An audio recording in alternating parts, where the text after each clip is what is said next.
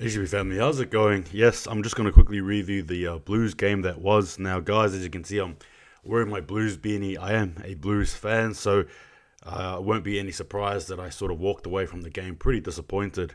Now, first and foremost, kudos to the Maroons, obviously winning that game 10 to 16 in a pretty physical contest. I thought there were some calls there that could have, were a bit testy, but in saying that, nonetheless, Queensland still wanted it more. Obviously, with some of their players as well going down, you sort of thought that there was a setup there for the Blues to do something, and eventually nothing happened.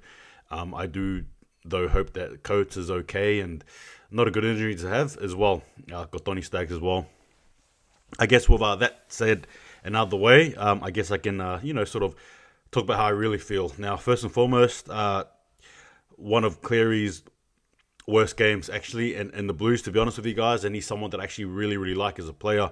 I really thought that there were times when he tried, but I don't know, it just didn't look, to be fair with you guys. I think Luai was actually the better half actually.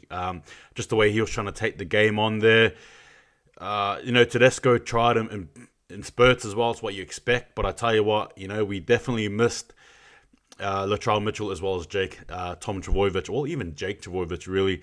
I'm still seeing there in the comments that some people think that Dubol probably shouldn't have been picked. And look, to be fair with you guys, there may be a point, to argue regarding that. And yeah, quite possibly. I know he did some tough carries, but eventually what we all want is a winger who can actually break the line and score some tries. I think for the Blues, a lot of those, how do I say it? First and foremost is what, like Cameron Munster, it's the Cameron Munster show, as well as Valentine Holmes, Ruben Cotter, Patrick Carrigan, some of their debutants as well just played very, very well across the park, to be frank with you guys. Whereas at the same time as well, you sort of look at the Blues and some of their debutants were a bit quiet. I sort of look at Staggs, and I mean this respectfully, but I hope he doesn't play Origin again. And I don't mean that in a mean way as well, so my apologies if that offends anyone. But in terms of, yeah, you're probably just better off putting Crichton in the centres, and we all know not to think too far ahead. But Latrell Mitchell may be coming back. You just slot him straight in. There's no ifs or buts there, right? I thought Whiten did a terrific job. But yeah, it just seemed to me like the Maroons, just a lot of pressure. They're actually very, very good defensively, offensively. Just some of the key moments there where there was an attempt at 40-20, Munster stripping right of the ball, or whether it was just some hard hits from the forwards as well. Or it just had Queensland written all over it. Whereas the Blues, it just seemed like after the try there in the first couple of minutes there, in the first half, it was just basically catch-up footy from there, particularly when Nathan Cleary missed the kick. Now, just going back to Nathan Cleary, like, I could get it. There were times where he was trying stuff, but I think overall, though, for what halfback should be producing at that level, it wasn't good enough, and I like him, right? But I just need to call a spade a spade. Damien Cook as well, on the other hand, I don't know. I think Goro Isao sort of got the pick ahead of him. RCG was all right. Payne Haas was all right overall, but I think the Queensland forwards were still evenly matched. I don't think it was it was one-sided per se like it was last series.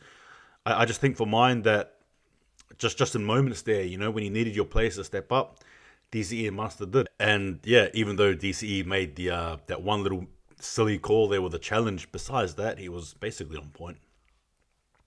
Not much there to say, apart from the fact that there's obviously a lot of disappointed Blues fans who are now walking the streets of Sydney wondering what on earth, was Freddie Fittler thinking. And for myself, I definitely don't have the same feeling as I did Game 1 last year. A lot of questions, as we head into Perth, I'm a bit nervous myself. Yeah, no, it's. I feel I had a feeling that something. Yeah, I just had this feeling. As much as I wanted to, I did tip the Blues.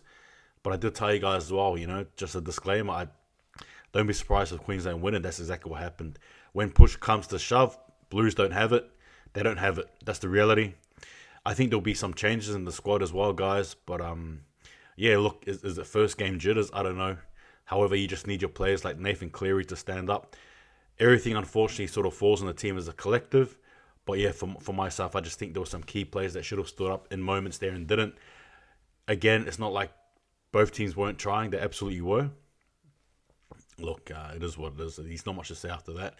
If there's any thoughts you agree with and or disagree with, please let me know. If you're here to just say "Go Queensland," please write it down in the comments. Let me let me feel the brunt of the game, right? And your guys' passion.